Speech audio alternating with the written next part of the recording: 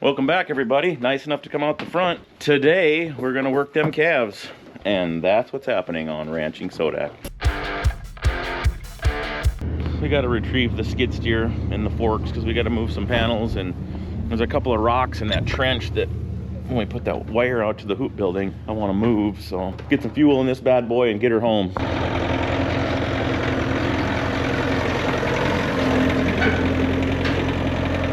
While we're waiting for this skid steer to come over here, we had this feeder filled up yesterday with the mixture of corn, limiter, and creep, but I kept one bag of creep feed straight, and I think I'm gonna sprinkle a little bit of that on top because they don't like to eat that corn limiter right away. So you kind of got to slowly get them up on that by feeding them some creep. So put a little bit of this on the straw. Andy likes to show off for me and how strong he is.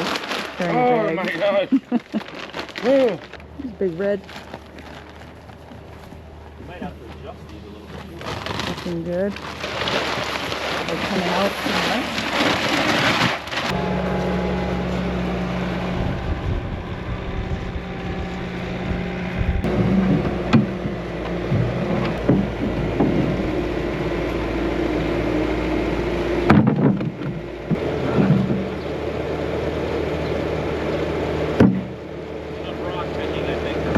Doing a little pen cleanup before we bring the pairs in. Yeah, I should be able to just roll it, yeah. We have the downhill in our favor.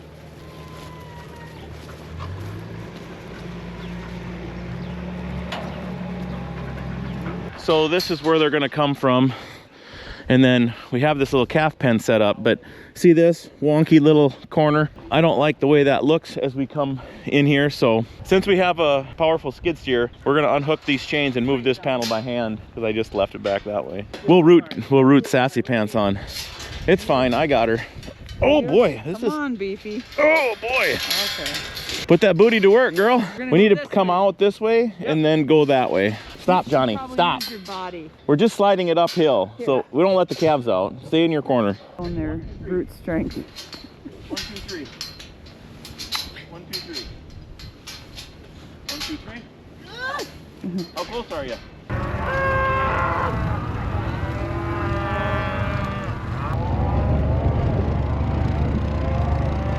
Well, looks like we got one pair left out there, but that group came in nice. Good. You see that pair out there? Those are bulls.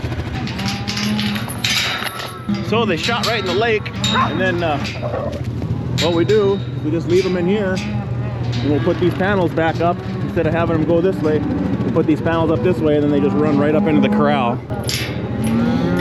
So they think they'll be getting away, but they'll just be going right up into the corral. Changing our pattern here, getting the alley set up to go from the lake to the catch pen. You guys, if there's nothing back there, you need to push on these a little bit. And if that dog needs a shop, you gotta let me know.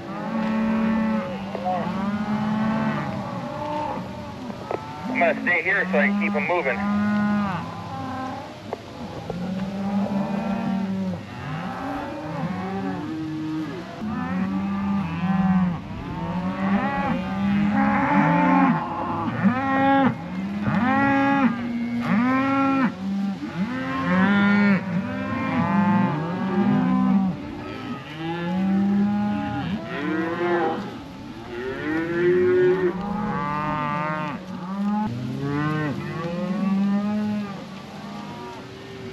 Hey, good girl. Easy.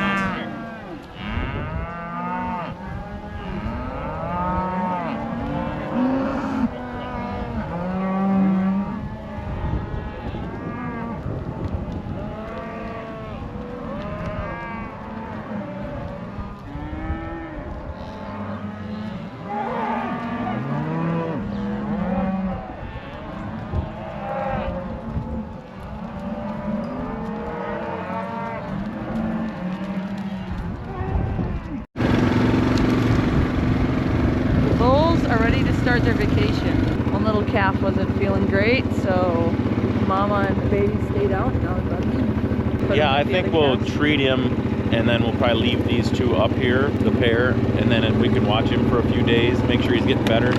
I probably will opt out of vaccinating today as well until we get him to where he's feeling a little bit better, and then we'll go ahead and give him a shot or vaccinate him. Check out the wheel on this bad boy.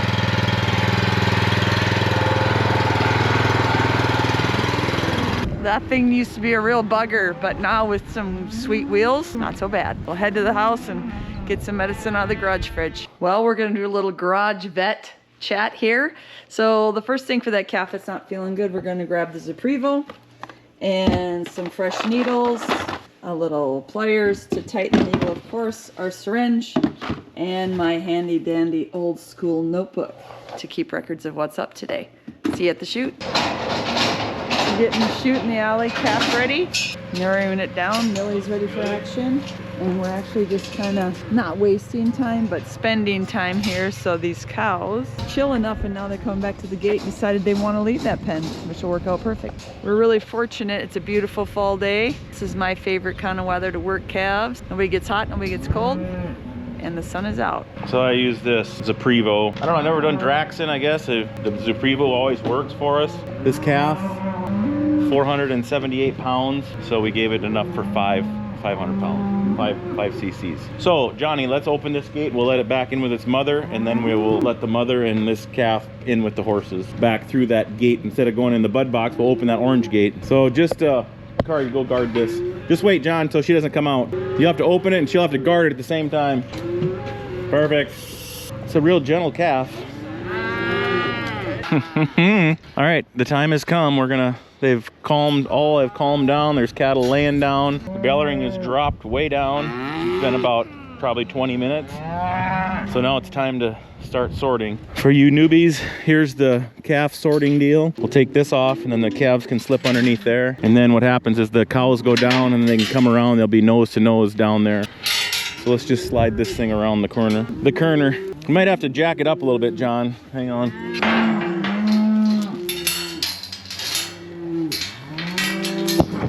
Might have to lift that a little higher and then chain it up. I think these calves are a little bit bigger now. Maybe even go to the next, well, maybe go up to this higher cog. Chain into there or not? Is it not long enough? Yeah, it'll work. So now it's given us pretty high hopes there that they can get underneath there. Not adjustable by any means, just by craniating it. Just a little tapper that I just kind of tap on the ground to slow a calf down for just a tiny second. Just kind of like so. The calves kind of get mesmerized by that movement for a quick sec, just enough for the cow to get by. Johnny will be there on the gate in case I miss one. Gotta decide where I'm gonna put this camera. Let's put it down by the calf gate.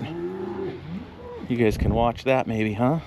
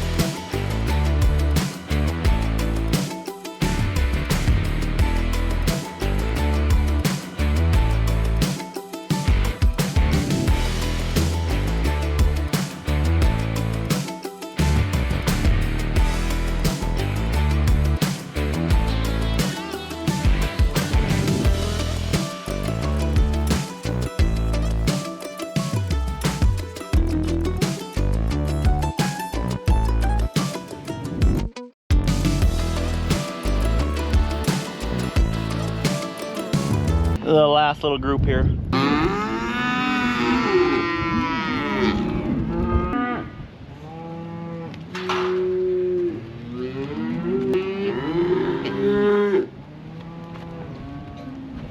Well, I'm pretty excited we get to use the heavy hauler. It's the first time we have used this little wagon contraption to haul coolers and meds and Therapies and all the good stuff, the pour on from the garage. We keep it in the house garage, and it's not that far, but it's heavy stuff. And we got it this summer. Ella used it to move a couple of times, and also as she was spending time with and taking care of a young gal who didn't necessarily like to go for long walks, she could jump in there and Ellie could pull her and they could be outside. So yahoo! Finally, the heavy hauler is going to get put to work and help us carry stuff. So we're going to have another little vet chat here and find what we need to take down as we get ready to work the calves. Loading this is actually more fun than I thought, thinking about all the good stuff I can get down there in one trip. So we're going to put our Therapies in here. You've heard Matty talk about that, how much we are a fan of Therapies, putting it on each animal when they go through the chute or if they're weaned or whatever. Then we've got our pre-packed cooler that pretty much has everything we need. I like to double check it. Got my towels for the countertop, the remote, which is super important for running that back gate. Everybody knows how much we love that. And then of course all the syringes, clean needles, all the good stuff. And now we'll go find some vaccines. All right, so they've had shots earlier. This is their second round. Matt does a lot of research, I help, and we talk to some vets and make a plan. So the shots they're getting are Barsomnus 2P, Pyramid 5, and Vaccinate, along with a dab of Therapies on their pull between their ears. Shout out to Steve Lang for wrecking my gate when he was here. It's a little miscommunication on how it operates. I just realized I can take this off and go weld it, thread that back on, I think. So we're gonna fix it right now. This bad boy goes in here. This thing just threads on. It's not lining up though. Oh, we got her now. How'd the wagon work, Johnny? Great. It's a heavy hauler. Yes. First trip across the yard. When we were down in Oklahoma at the Cowgirl Confidence, there was a veterinarian, Dr. Rhodes, and he was one of the vets, if not the one, that helped patent Virus Shield 6. So the Virus Shield killed virus vaccine was his baby, kind of, or what he was involved with it. But anyway, we worked alongside of him at the chute and learned a lot of stuff that we probably should all pay attention to. Use a new needle when you go into your vaccine bottles. Don't push air into your vaccine bottles. They are designed to collapse. They will pull down. You don't want to be shooting air from the sky into the bottle. You know, he was a nerdy scientist, you know, vet. I mean, that's... and he admitted that, so yeah, that's not a negative. You can imagine if they build these things and then you contaminate it with air from the outside, whether it could have some contaminants or not. Meaning, like, if you used to pull it out to make it easier to fill, it did make it easy to fill. It does, but he said, don't do that. Right. So we're trying to learn a lot from him and change our... And then also like the modified lives, and he didn't say this, but I've watched him do it. Don't shake these things vigorously. I mean, you roll it a little bit or kind of mix it up, but you don't want to damage any of that stuff in there. That stuff is expensive and the cattle are expensive. We need to do the best job we can at the chute with our vaccines and with the animals. Otherwise, it's just kind of pointless to even be vaccinating them if you're going to just ram them through and not get the best out of your vaccine. There again, Therapies comes in handy. We've got enough to give everybody Therapies now and when we wean them again. So these guys had one shot or one dose of Therapies when we gave them their first shot, you know, probably 5 weeks ago or 6 weeks ago. This bunch is extremely, extremely calm cattle. Millie's in her position. Thumbs up, Millie. Good girl. Yes. Are you ready to rip? Get ready. Johnny's back there. Johnny's got the remote control. Let's look at this remote control deal quick. People asked me before. This is super, super simple. I'm guessing that AeroQuip will probably steal this idea from me someday. All this is an orbit motor with a belt on it. And all I did is, this is the wheel that this rolls on, but I locked it onto this shaft. So the shaft, when the shaft turns, the wheel turns. Cycle it once, Johnny. It's extremely simple. I can override it if I want to be here, or if the guy with the remote's not here, I can override it. It's that easy. The remote came, all this stuff came off of Amazon, that whole unit.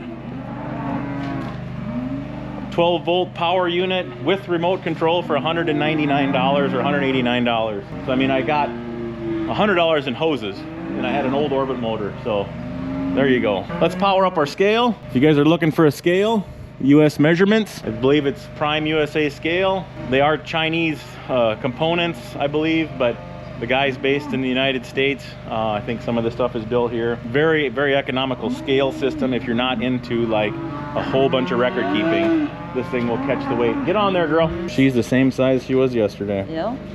Except All for right. one more. We're ready, John.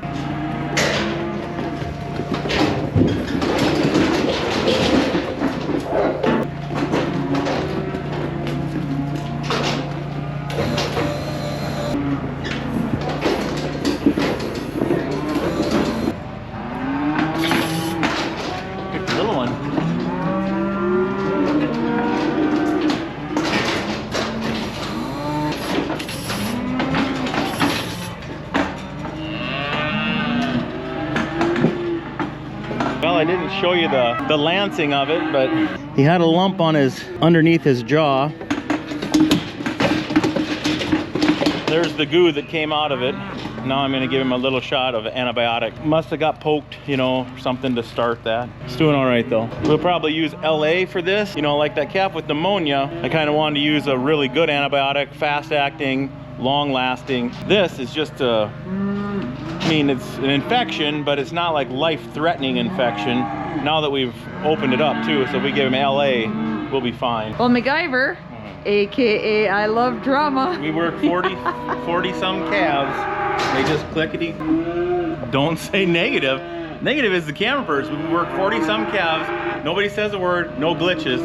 She turns the camera on when my Therapies deal's plugged. No, I was saying he was MacGyver. I was going to be complimenting him on his skills. I'm not sure what's going on with this stuff, but I think for future, you probably shouldn't leave it in the bottle when you're not using it. Because the hose thing? Look at that. It kind of gets like gluey. Something gets gooey in there. I'm sure if one of us or all of us would read the instructions, it probably says don't leave it in there. So we did our own little testing trial and now we learned that. Just for all you people that have a dog, that is why you don't let them lick your face or get within 5 feet of you. Right there. That's a dog for you. At least the face licking.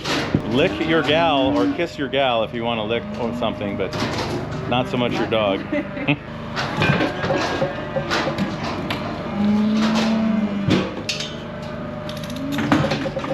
One of the reasons I don't use the bar very often, if I can do it with one hand here, I don't put the bar in there because I will leave the chute open and it'll trick the next one to come in. So like today, we got nobody working the alley. There's our tub guy is just standing back there leaning on a fence. So nobody has to do any extra work. That's the other thing I like to try to practice is don't slam your head gates, don't slam your back gates every time in front of the calf's face that's going to be coming next. Get in the habit of closing that head gate and that back gate and always stopping before it slams.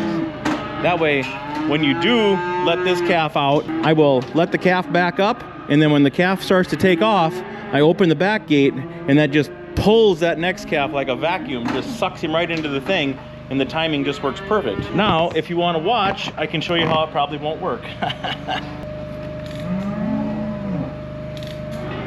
That's why I don't use the bar.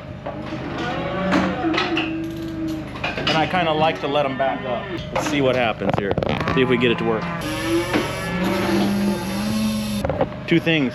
The dog came up on that side and so did Johnny. It didn't work.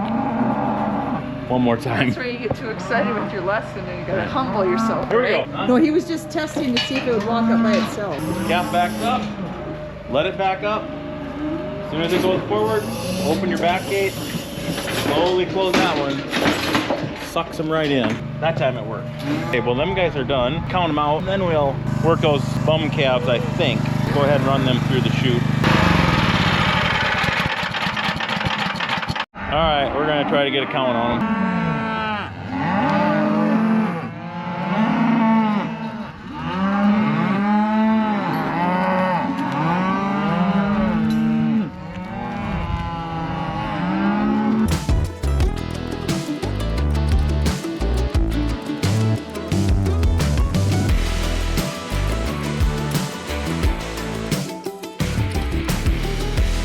You're just gonna have to bring them in and then, all right, we're gonna do them 8 we weaned.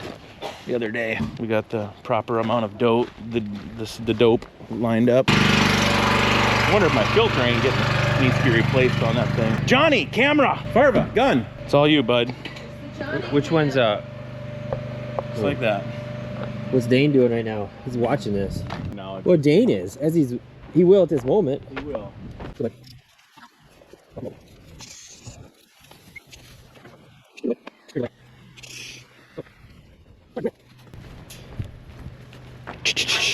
here you go, Sparky.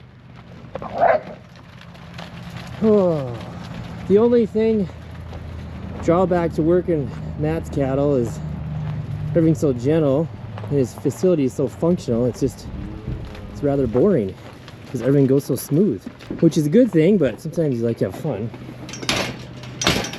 So keep on rolling.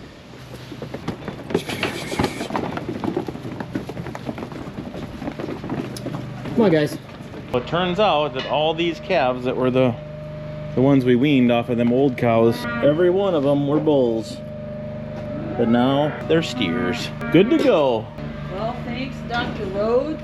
We got a nice, clean, couple new strategies at the chute. Yeah, I'm gonna hopefully pick his brain next spring and not change our whole protocol, but dial it in, because he brought up a lot of good points. You should be, or he recommended a guy should be doing the killed vaccines at the beginning, your very first round to your younger baby calves, because how he explained it to us is the killed vaccine triggers the immune system differently that doesn't interfere with the mother's natural colostrum immunity, which the live viruses, modified lives, you're actually sending in a modified live virus and the body has to react to that.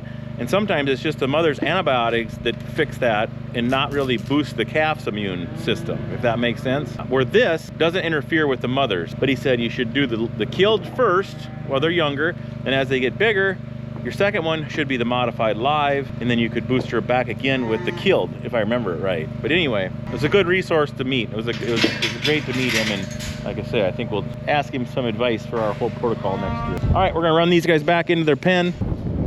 Oh, like that peanut farmer I about went down. What's his name? Kyle, the peanut farmer. You want to open both those gates, Johnny, and then shoot them right back in.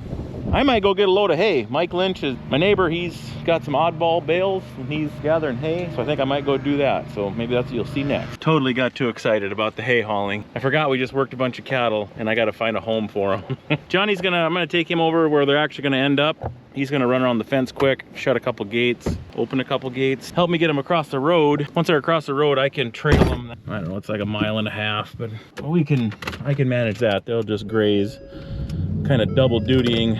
That's what's up. I got a freestander in the hole over there. That's my gate.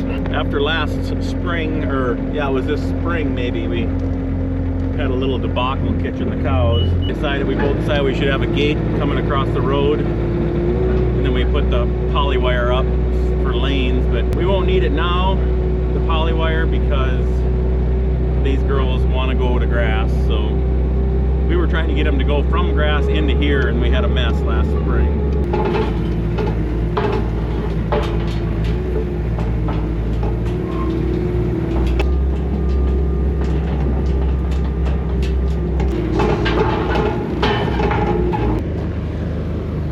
That should work, eh?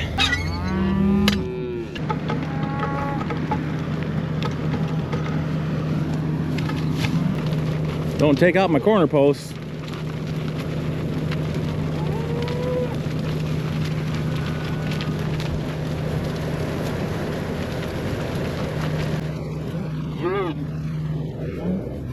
Get up, burr, burr, burr, burr, burr. Get up, burr, burr, burr. It's kind of a small disaster starting to happen there, huh? I'll be all right. 40 calves and 1 cow. Now no cow and all these calves. Stay calm. Come on, calves. Burr. Go get him, Millie. What kind of dog are you? Burr. Hold up, Millie. Hold up. Get up. Get up. Of course, now they can't see nothing. Come on, pumpkin heads.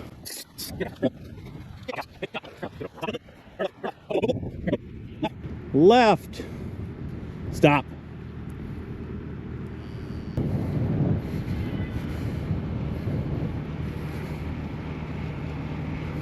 Okay. Good. Good. Pretty slow cattle drive. They're all eating. Just got to keep pointing them east though. We'll be all right.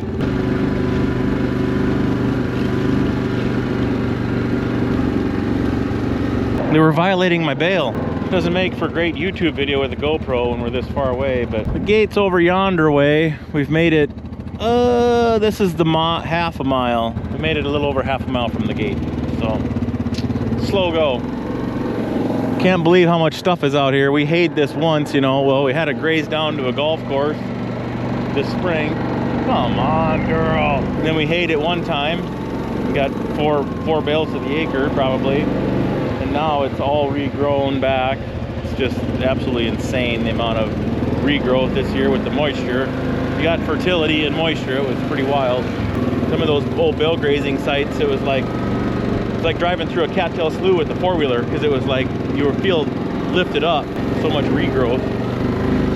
I'm exaggerating a little bit, but it's kind of what it felt like. It's pretty soft. And then you got little guys like this trying to get a snack on the road. Most all the calves got weighed. There was some got in the 2 in the scale at a time. Biggest calf 602, smallest one 296. I think there was 3 calves under, 1 calf under 300, and only about 4 or 5 calves under 400. So the average was, you know, upper 4s, low 5s. Probably, if I call an average, I'd call it probably about a 475 right now. Another gate. They're not wanting to go in there because regrown pasture, and this has been hayed, you know, cut and regrew, and the cut and regrew more green than just pasture regrowth. So they went through the gate, and then they all turned around. Not all, but a lot of them turned around and were like, yeah, no, we like the taste of this other stuff.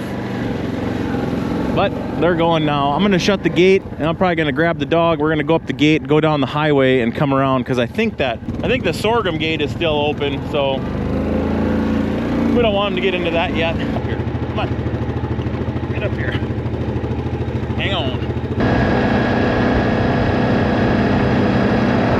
We made her in plenty of time.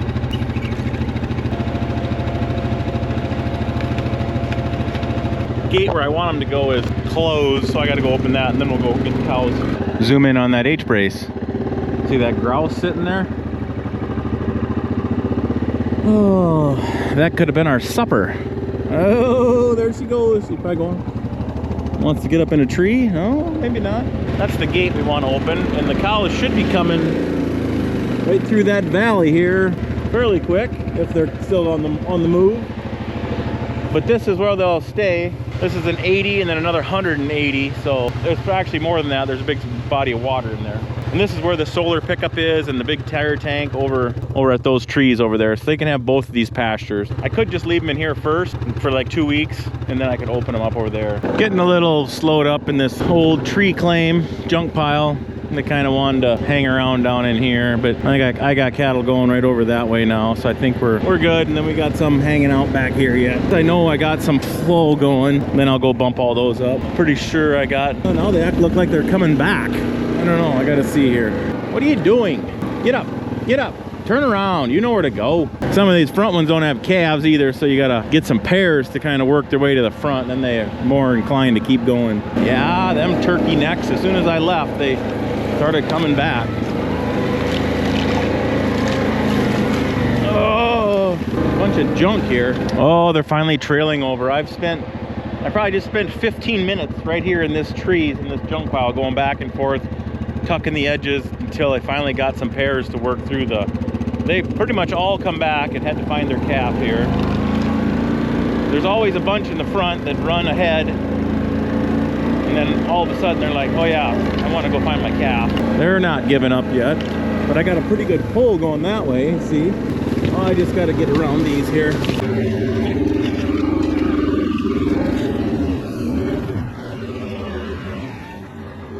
Now we're cooking.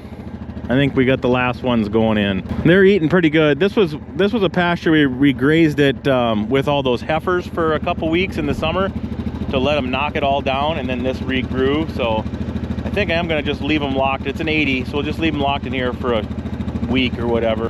Probably 10 days. If we get 10 days out of it, that'd be awesome. So I think we're gonna be done, except for getting some salt and mineral over here. Now let's go get the semi. Three-legged dog is running 35 mile an hour. Hello?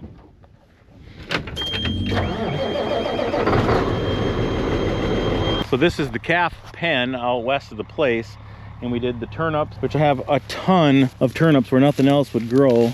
There's a lot of turnips. We did have pumpkins in there. Look at the size of this guy. And then I found a little pumpkin right here. So the pumpkin is the same size as the turnip. Maybe the turnip's even bigger. I don't know if anybody will eat either one of them, but they'll be out here for them to roll around and play in, I guess. But yeah, if there was a turnip like this guy here where there was nothing else growing, they got the size of a oversized softball. There are more pumpkins over there where I kind of double up seeded on some, but she should be aired up by now.